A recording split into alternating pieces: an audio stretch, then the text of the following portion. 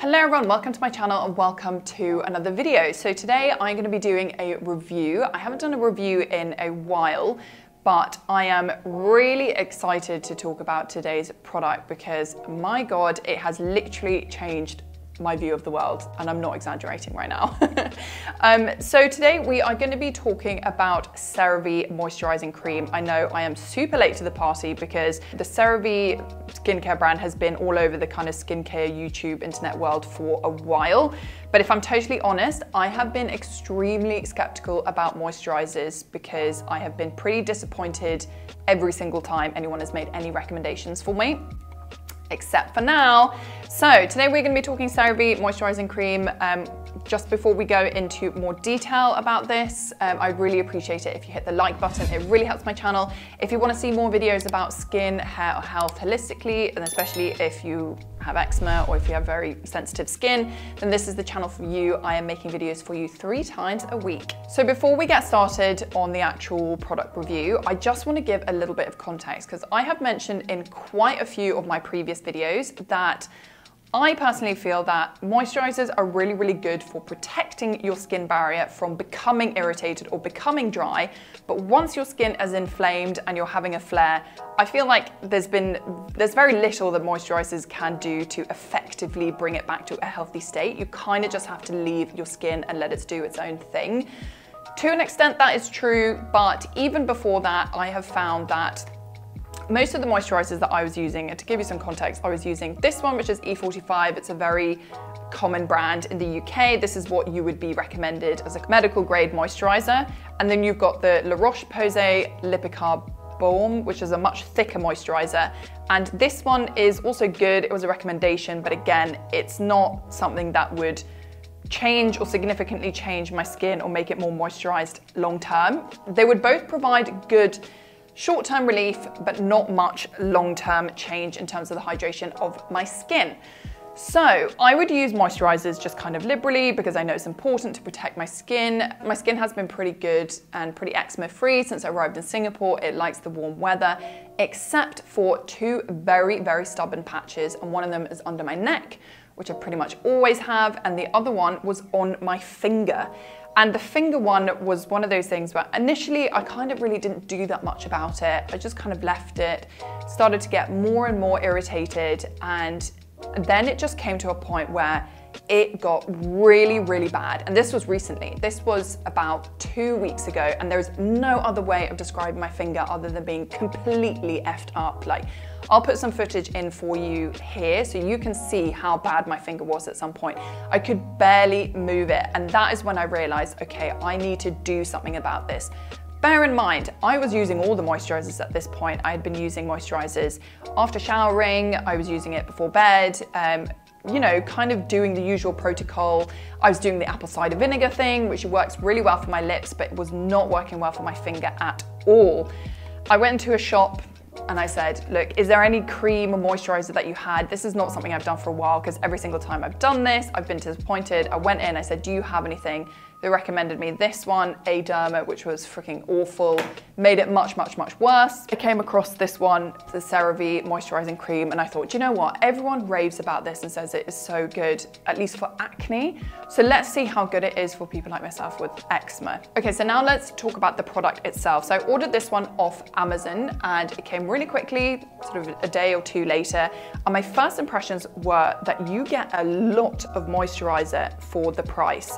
This one cost me 30 Singapore dollars. I'll put the other exchange rates right here. And you get over half a kilo for that amount.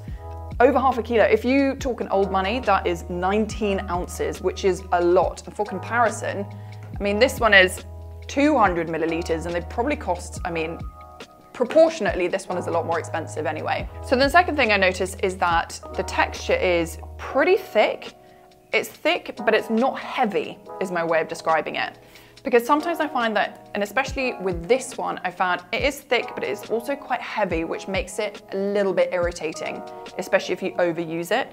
But this one is thick, but not irritating. And again, it means you don't need to use as much, which means this is gonna last me a bloody long time, I'll tell you. So really, really impressed with the value that you are getting for this moisturizer. Now let's talk a little bit about the formulation. So CeraVe has 3 essential ceramides in it. So what are ceramides?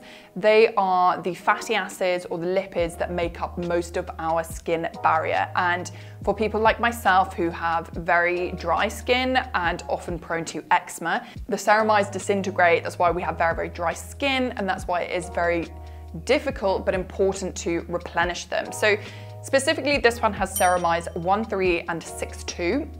It also has hyaluronic acid, it is fragrance-free, and it is non-comedogenic. It won't clog your pores.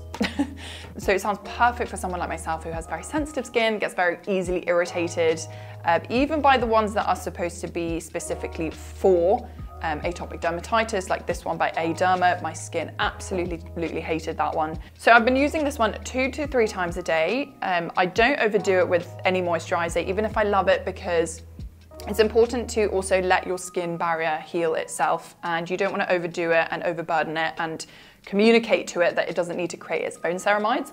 So that is why I use it 2 to 3 times a day, and let me tell you, that finger that I showed you earlier, within a week, it has vastly improved. Like I couldn't believe it. Like the skin is almost back to normal. I think it will take a while for it to come back. I mean, it is still a little bit red, which is signs that there has been some inflammation there. And I should be fully transparent here. I did leave it completely alone when it was in its like major flare. I don't put anything on it if it is that red and that inflamed and that itchy. I leave it a few days, and that's when I'd say about after the 4 or 5 day mark, when my skin is not as inflamed. It's usually kind of crusted over and I have cuts and all sorts of horrible things on it, but it is very, very dry. And that's usually how my skin stays. Like no matter how much moisturizer I would use on it, like I could moisturize morning, evening, midday, all the time, and it just would never, you would get the temporary relief, but I wouldn't ever see any long-term change in the hydration of my skin. In terms of the actual skin barrier, it feels so much better. I'm so impressed by it. I'm obviously not even getting my words out properly, but honestly, I have never ever had a moisturizer that actually helped my skin to go from really, really dry and cracked to almost normal skin. Like that just hasn't happened for me. I've also been using this on my neck, which is another problem area for me, and it is great on my neck. My neck gets probably even more irritated than the rest of my body, and I think that's because the skin on your neck is very, very sensitive. So that was really, really good. Now, the only thing I would say is that I did try some in the corners of my mouth, and I don't think that my skin really liked that. But it could have also been because it was the same day that I went outside and we did a long walk and I was wearing a mask the whole time. So there was a lot of sweatiness and a lot of irritation there. So it's difficult to say if it was because of the cream. It could have just been a combination of those 3 things. But I'm a little bit nervous to try that again.